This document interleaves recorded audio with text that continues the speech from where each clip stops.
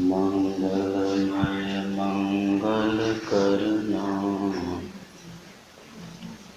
दिनवा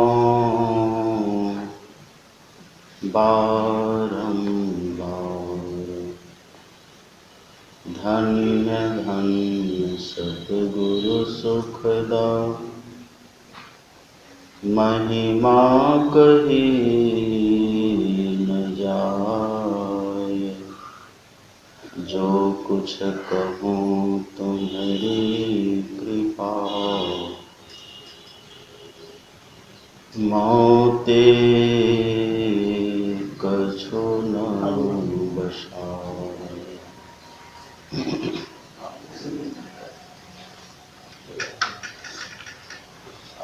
बोलिए प्रेम से श्री सद्गुरु महाराज की जय। श्री सद्गुरु महाराज की जय। श्री सद्गुरु महाराज की जय। इस पावन स्थल पर विराजमान पूज्यपाद अपने गुरुदेव को उनके पावन चरणों में कोटि कोटि नमन करता हूँ। परम आदरणीय सत्संग प्रेमी महानुभावों, पूजनीय माताओं तथा भक्तिमती बहनों,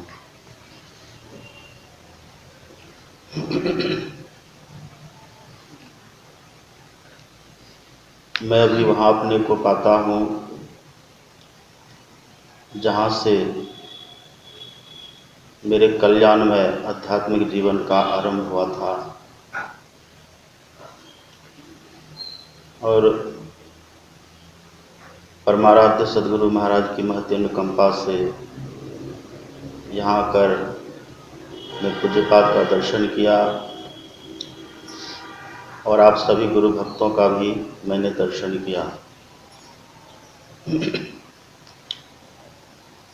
पूज्य गुरुदेव और आप लोगों की सेवा के लिए पाठ के अनुकूल मैं थोड़ा सा सुना देता हूँ। अभी हम लोगों ने पाठ में सुना था गोस्वामी तुलसीदास जी महाराज की वाणी, सुनी समुझहि जन मुदित मन, मज्जहि अति अनुराग, लहहि चारि फल अछत तनु, साधु समाज प्रयाग। गोस्वामी तुलसीदास जी महाराज कहते हैं, जो साधु समाज रूपी तीर्थराज प्रयाग में संत वचनों को आनंद मन से, प्रसन्न मन से सुनते हैं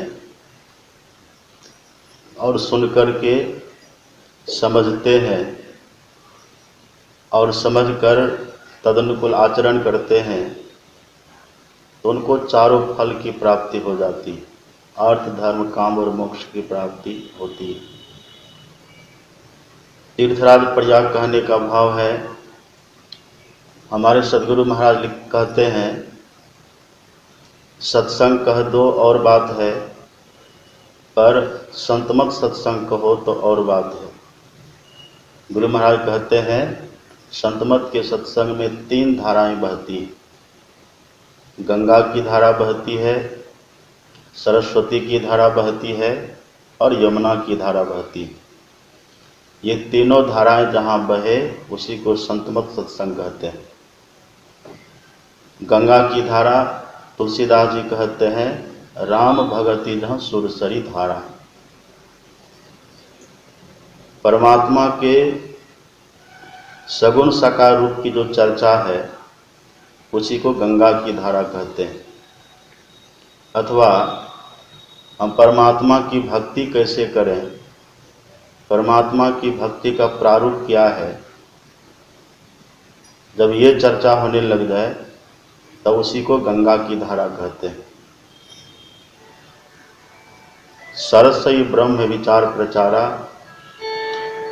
ब्रह्म का जो विचार है, परमात्मा के स्वरूप का जो निर्णय है, जब ये चर्चा होने लग जाए, परमात्मा के स्वरूप की चर्चा होने लग जाए, अर्थात परमात्मा कैसे हैं, परमात्मा का वास कहाँ है, जब ये सब चर्चा होने लग जाए तो हमें समझना चाहिए कि सरस्वती की धारा बह रही है। और फिर विधि निषेध में कलिमल हरणी, कौन सा कर्म हम करें, कौन सा कर्म हम नहीं करें, जब ये चर्चा होने लग जाए, क्या कर्तव्य है, क्या अकर्तव्य है, क्या ग्राह्य है, क्या त्याज्य है, जब ये सब चर्चा होने लग जाए तब वह यमुना की धारा है। यही तीन धारा जहाँ पर बहे वही वास्तव में संत मत का सत्संग है। और ऐसे सत्संग को जो प्रसन्न मन से सुनते हैं, जो श्रद्धा के साथ सुनते हैं, भगवान कहते हैं दूसरी रति मम कथा प्रसंगा, जो ये चर्चा को, ये सत्संग वार्ता को, ये कथाओं को बहुत प्रेम के साथ, श्रद्धा के साथ सुनते हैं, तो ये भगवान की भक्ति में दाखिल है। तो इस तरह से जो श्रद्धा प्रेम के साथ सुनते हैं और जो ठीक ढंग से सुनते हैं, जो श्रद्धा के साथ सुनते हैं, प्रेम के साथ सुनते हैं, विश्वास के साथ सुनते हैं, उनका मन कभी सुनने से उबता नहीं। संतमत का सत्संग हो और श्रोता के भीतर श्रद्धा हो, प्रेम हो, आस्था हो, विश्वास हो, समर्पण की भावना हो, आत्मकल्याण की भावना हो, ऐसी भावना लेकर के यदि हम सुनते हैं, श्रोता सुनते हैं, तो उनका मन कभी नहीं उबता है। और यदि ऐसे सत्संग वचन को सुनने में हमारा मन नहीं लगे, सत्संग को सुनने में मन नहीं लगे, कतरावे, तब ये समझना चाहिए कि वास्तव में इस सत्संग का जो रस होना चाहिए वो हमको नहीं मिल रहा है, और इसका कारण स्वयं हम होते हैं। तुलसीदास जी लिखते हैं, राम कथा जे सुनत अघाही। ये चर्चा सुनते सुनते, सत्संग की वार्ता सुनते सुनते यदि किसी का मन भरता है कि अब हमको नहीं सुनना है, तो ऐसा किसी के मन में भाव होता है, तब सत्संग के महत्व को उसने समझा ही नहीं, ऐसा कहा जाएगा। इसलिए हमारे गुरु महाराज कहते हैं, सत्संग मेरी श्वास है। जैसे श्वास के बिना हम रह नहीं सकते हैं, श्वास के बिना हम जी नहीं सकते हैं, श्वास के बिना हमारी मृत्यु हो जाएगी, श्वास के बिना जीना मुश्किल हो जाएगा। इसी तरह से सदगुरु महाराज कहते हैं, ऐसा महत्व सत्संग के लिए जिनके जीवन में सत्संग का हो जाए, सत्संग का महत्व हो जाए, तब उस सत्संग से फल मिलने लग जाता है। हम लोग जानते हैं, वाल्मीकि ऋषि की कुटी पर भगवान पधारे थे। तो भगवान ने वाल्मीकि ऋषि से पूछा था कि हमें 14 वर्ष तक जंगल में रहना है, तो कौन सा ऐसा कुशल स्थान है, निर्विघ्न स्थान है, संकटहीन स्थान है, जहाँ पर हम आराम से रह सकें, आप अगर जानते हैं तो बताइए।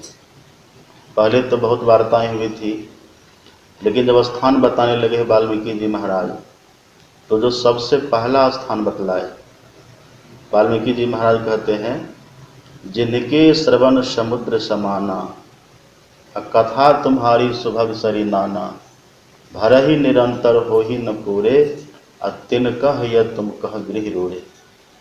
यद्यपि इसका आध्यात्मिक भाव बहुत श्रेष्ठ है और सदगुरु महाराज जी ने व्याख्या भी लिखी है, हम लोग पढ़ते हैं, सुनते हैं, जानते हैं, लेकिन इसका जो ऊपर का भाव है, बाह्य भाव है, वाल्मीकि जी महाराज कहते हैं, जिनका कान समुद्र के समान हो जाए,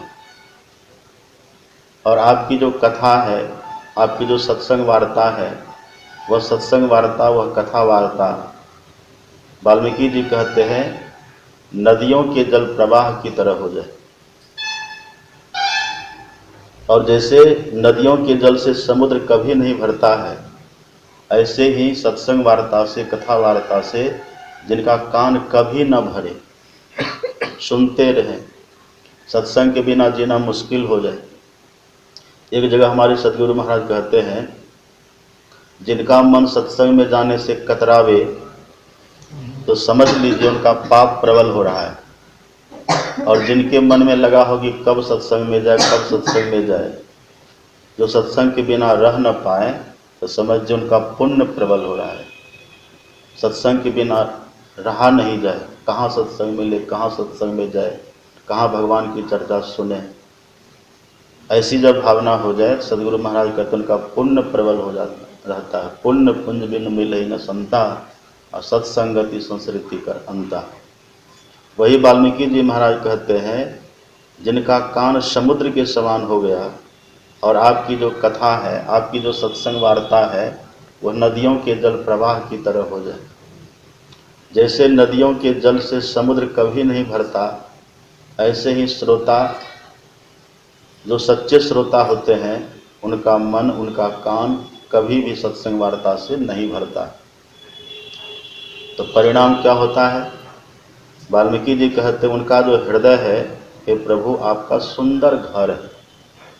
जो सत्संग सुनते रहेंगे बराबर, जिनको सत्संग के प्रति बहुत आस्था है, बहुत प्रेम है, सत्संग के प्रति बहुत श्रद्धा है, समर्पित होकर के सत्संग के प्रति रहते हैं, ऐसे व्यक्ति का जो हृदय होता है, ऐसे श्रोता का जो हृदय होता है, उनके हृदय में भगवान का वास होता है। ऐसा क्यों कहते हैं? ऐसा इसीलिए जो सत्संग सुनते हैं उनका हृदय निर्मल होता है, उनका मन पवित्र होता है। जहाँ निर्मलता है, जहाँ पावनता है, वहाँ पर भगवान का वास होता है। भगवान खुद कहते हैं, निर्मल मन जन सो मोहि पावा, मोहि कपट छल छिद्र न भावा। जिनके हृदय में छल नहीं होता, कपट नहीं होता, छिद्रान्वेषण की भावना नहीं होती, और जिनका हृदय शुद्ध है, पवित्र है, ऐसे व्यक्ति के हृदय में भगवान रहते हैं। तो जो सत्संग वचन को बराबर सुनते हैं, श्रद्धा के साथ सुनते हैं, प्रेम के साथ सुनते हैं, सदगुरु महाराज की वाणी को श्रवण करते रहते हैं, हृदय में धारण करते हैं, ऐसे व्यक्ति के हृदय में भगवान का वास होता है। भागवत में मैंने पढ़ा है, वेदव्यास जी महाराज लिखते हैं, जो निरंतर सुनते रहते हैं भगवान की चर्चा को, सत्संग वार्ता को, वेदव्यास जी महाराज लिखते हैं, प्रविष्टः कर्ण रंध्रेण स्वानाम भाव सरोरुहम धुनौती समरम कृष्ण शरीरस्य था शरद। वेदव्यास जी महाराज कहते हैं, जो भगवान की चर्चा को, भगवान की कथा को, महापुरुषों के वचन को बराबर सुनते रहते हैं, तो संतों के वचन के माध्यम से श्रोताओं के हृदय में प्रविष्टः कर्ण रंध्रेण, श्रोताओं के कान के माध्यम से और संतों के वचन के माध्यम से भगवान उनके हृदय में पधारते हैं।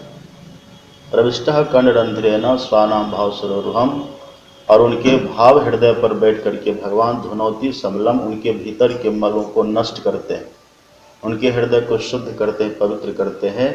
जैसे शरद ऋतु में आकाश स्वच्छ दिखता है, निर्मल दिखता है, ऐसे ही उनके हृदय में भगवान संतवाणी के माध्यम से प्रविष्ट होकर के और उनके हृदय को स्वच्छ करते हैं, निर्मल करते हैं, उनके भीतर के विकारों को दूर करते हैं।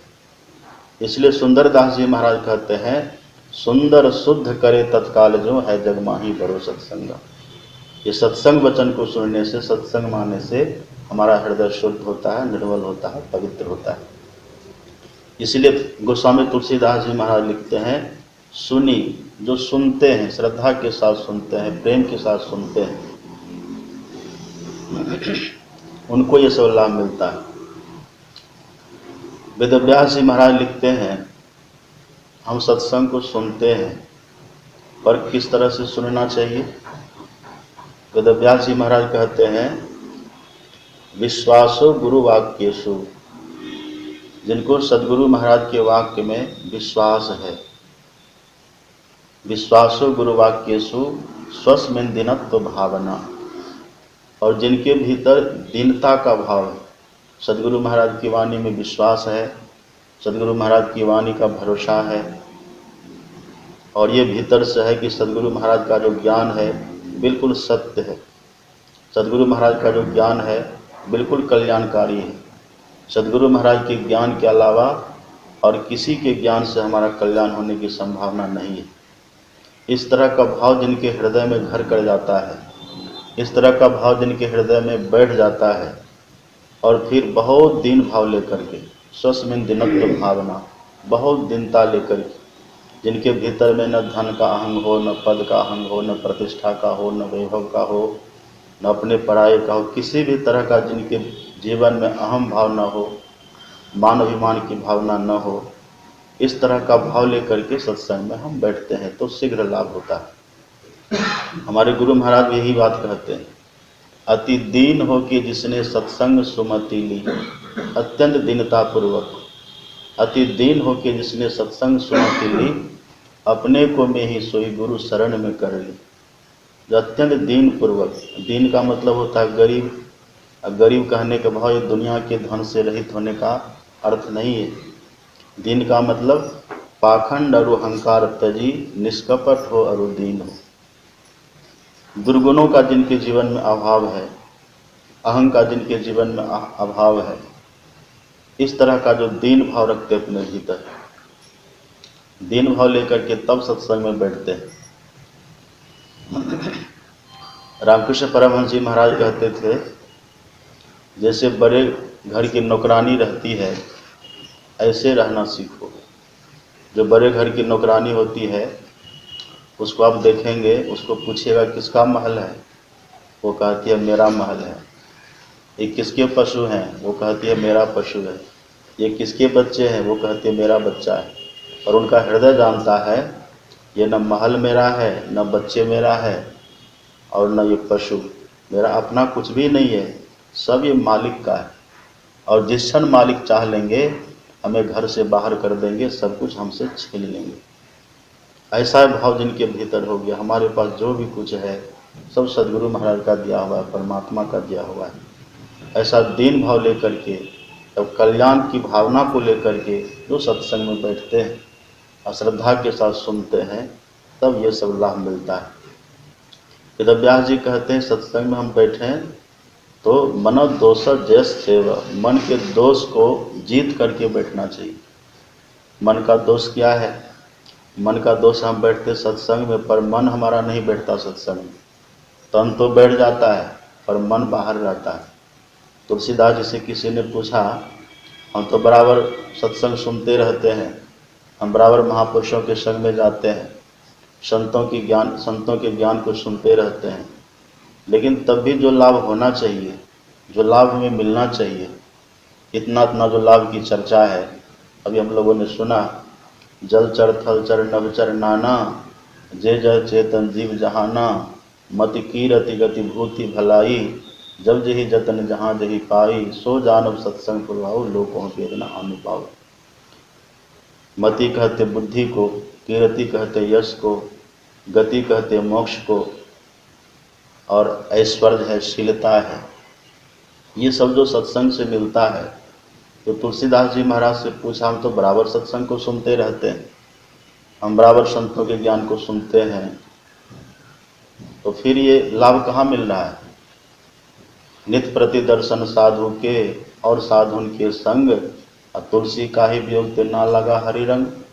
जो रंग हमारे ऊपर सत्संग का चढ़ना चाहिए, जो लाभ हमें सत्संग से मिलना चाहिए, वह लाभ तो मिल नहीं रहा है। आखिर कारण क्या है। तब तुलसीदास जी महाराज ने कहा, मन तो रमे संसार में, तन साधुन के संग। तन को हम सत्संग में बैठा देते हैं, पर मन हमारा बाहर बाहर घूमता रहता है। कहाँ घूमता है।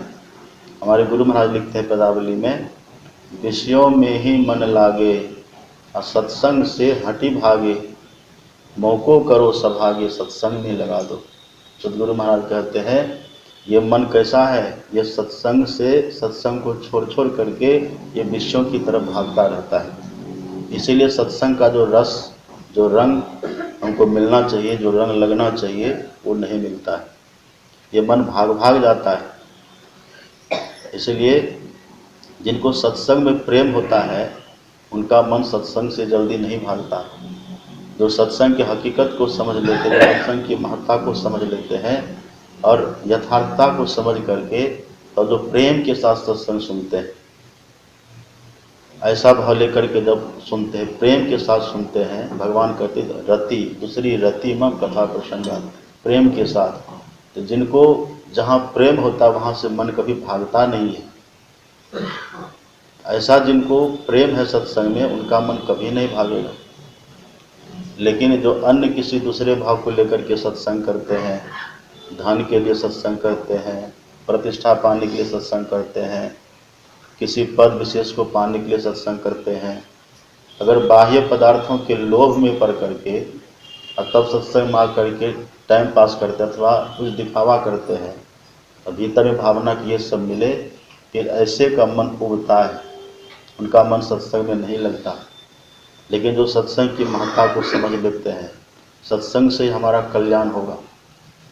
श्री कृष्ण भगवान ने तो भागवत में कहा उद्धव से, न रोधयति माम योगो न सांख्यम धर्म एव च न स्वाध्यास तपस्त्यागो निष्ठा पूर्तंग न दक्षिणा व्रतानि यज्ञ छंदांसि नियमा यमा यथावरुंधे सत्संग सब संगापोहि माम। भगवान ने कहा कि उद्धव, चाहे कोई व्यक्ति कितना भी सांख्य शास्त्र को पढ़े अथवा आत्मा की अमरता और संसार की नश्वरता को समझ ले और कितना भी स्वाध्याय करे, कितना भी योग करे, अनुलोम विलोम करे, कपाल भाती करे, भ्रामरी करे, रेचक पूरक कुंभक करे, कुंडली जागरण करने का प्रयास करे, ये सब कितना भी करे, कितना भी धर्म का पालन करे, ये सब करने के बाद भी भगवान कहते हैं उतनी शीघ्रता से मेरा ज्ञान किसी को नहीं होता जितनी शीघ्रता से और जितनी सहजता से यथावरुंधे सर्वसंगापोहि माम, जैसे सत्संग सभी आसक्तियों को मिटा करके सभी प्रपंचों से छुड़ा करके मेरी प्राप्ति करा देता है। ऐसा जिनके भीतर में बातें बैठ जाती है, धस जाती है। जब भरत जी महाराज थे,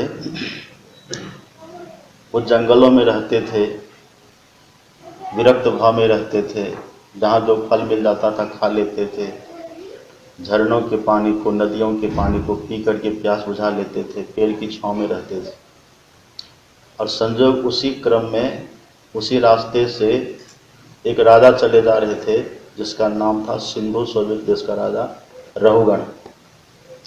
रहुगण चले जा रहे थे तो रहुगण की मुलाकात होती है जर भरत जी महाराज से। जर भरत जी महाराज से मुलाकात हुई, फिर बहुत वार्ताएं हुई दोनों में। फिर रहुगण को लगा कि कोई विशेष महापुरुष हैं, ये महापुरुष हैं बड़े छुपे वेश में रहते हैं। वास्तव में जो संत महापुरुष होते हैं वे कुछ दिखावा नहीं करते, वे अपना प्रचार नहीं करते, अपने को प्रकट नहीं करते, उनकी गति भीतर भीतर होती। अभी हम लोगों ने सदगुरु महाराज के प्रवचन में सुना दादू दयाल जी महाराज की वाणी, दादू जाने न कोई संतन की गति गोई, अविगत अंत अंत अंतरपट अगम अगाध अगोई, अशून्य शून्य शून्य के पारा अगुण सगुण नहीं दोई। ये तीनों पर्दों के परे तक संत की गति होती है। तीनों शून्य के परे, अंधकार का शून्य, प्रकाश का शून्य और शब्द का शून्य, ये तीनों शून्य के परे संत की गति होती है। वो भीतर भीतर गति करते हैं। ऐसे संत की पहचान कोई नहीं कर सकते। सदगुरु महाराज कहते हैं जो पूर्ण होते अपने को छुपाते हैं, लेकिन जो अधूरे होते हैं अपने को प्रकट करने का प्रयास करते हैं। तो जो ऐसे पहुँचे हुए संत महापुरुष होते हैं अपने को छुपा करके रखते हैं। हाँ, वो जिन पर कृपा करना चाहते हैं, वो जिनका उद्धार करना चाहते, कल्याण करना चाहते हैं, वे स्वेच्छा से उनके सामने प्रकट होते हैं। वो अपनी ही कृपा से दर्शन देते और कल्याण करते हैं। इसलिए तुलसीदास जी कहते हैं, जो कोई कहे साधु को चिन्हा और तुलसी हाथ कान पर दिन्हा, विधि हरिहर कवि कोविद वाणी, कहत साधु महिमा सकुचानी, सो मोसन कही जात न कैसे, साख बणिक मणिगण गुण जैसे। ऐसे संत की पहचान बहुत कठिन होती है। पर ये जर भरत जी महाराज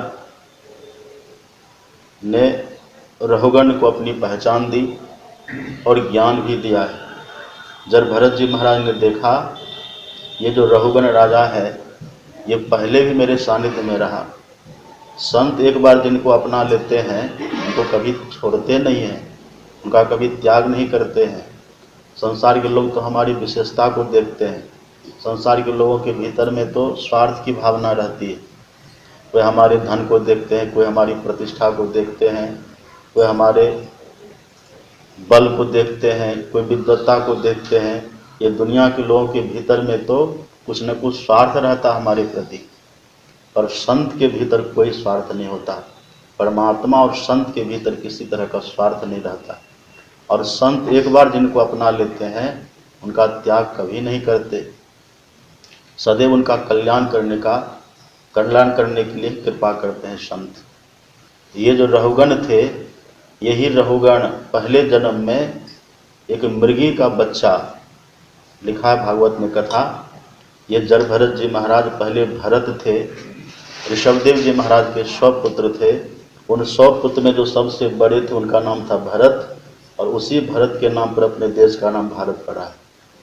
वही भरत जी महाराज थे, अपने जीवन के अंतिम अवस्था में अर्थात वृद्धावस्था में ये गृह का राजपाट का परित्याग करके नेपाल चले गए थे। एक गंडकी नदी के तट पर जहाँ कोल्हा ऋषि का आश्रम था, वहीं रह करके तप करते थे।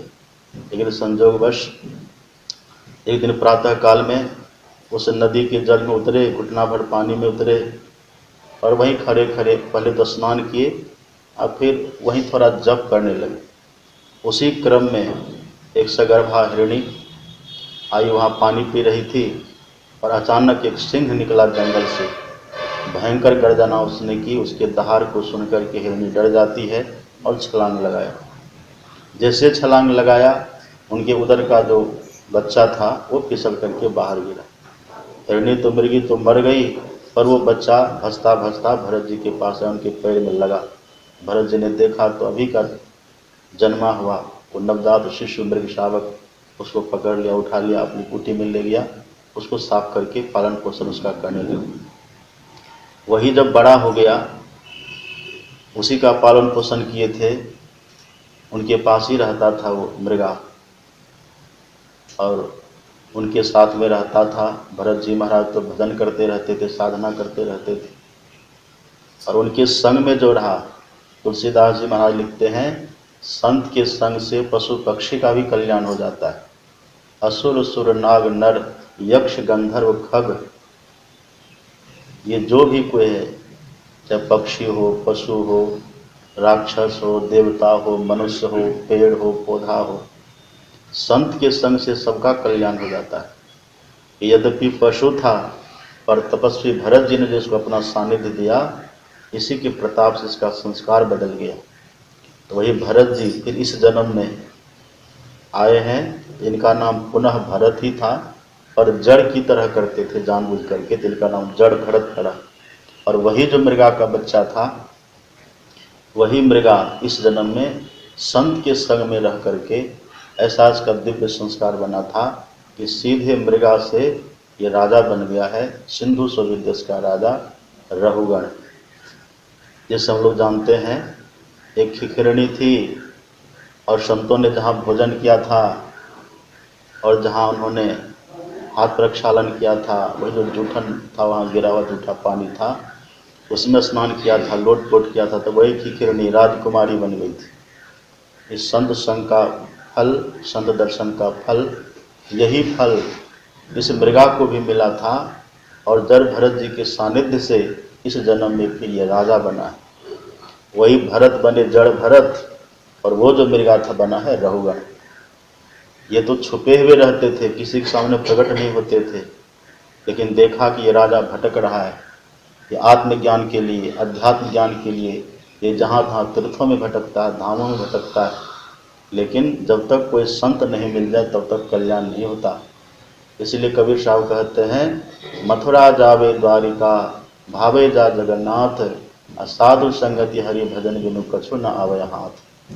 कोटि कोटि तीर्थ करे, कोटि कोटि करि धाम, और जब लग संत न सेवई सरे न एको काम। जब तक संत का सानिध्य हम ग्रहण नहीं करते हैं, उनका ज्ञान हम धारण नहीं करते हैं, तब तक हमारा कल्याण नहीं होता।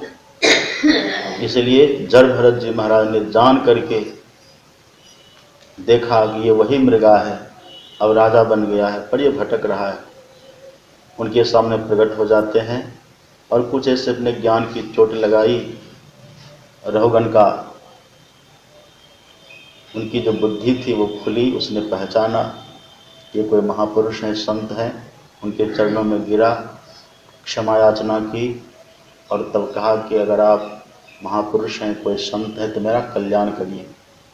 तो वहीं पर जब भरत जी महाराज ने कहा था, रहु गणे तपसा न याति, न चेज या निर्वपनाद विहाद्वा, न छंद सा नेव जलाग्नि सूर्यो, बिना महत्पाद रजोभिषेकम।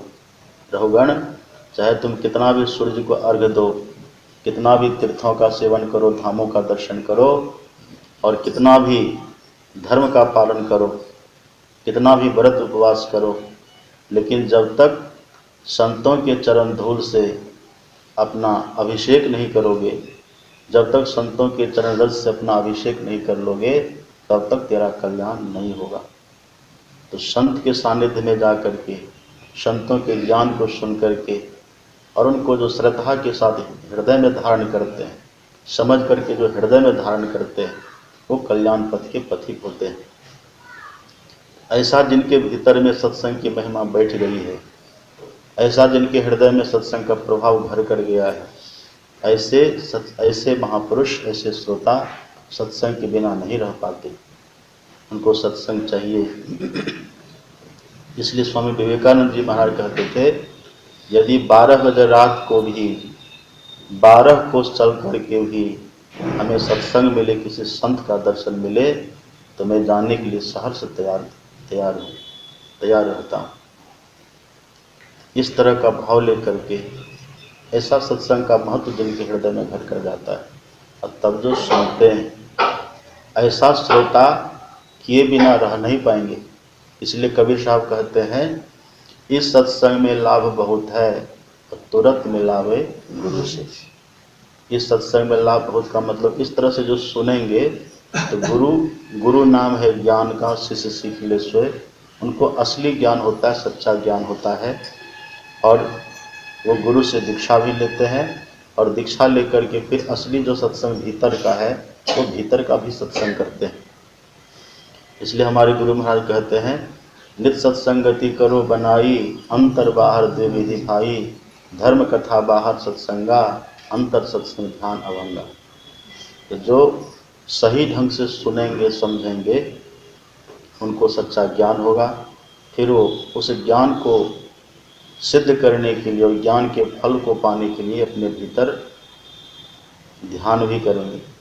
वही असली सत्संग होगा, वो असली अपने भीतर की जो यात्रा होगी, वो असली सत्संग होगा। तो फिर ध्यान करेंगे।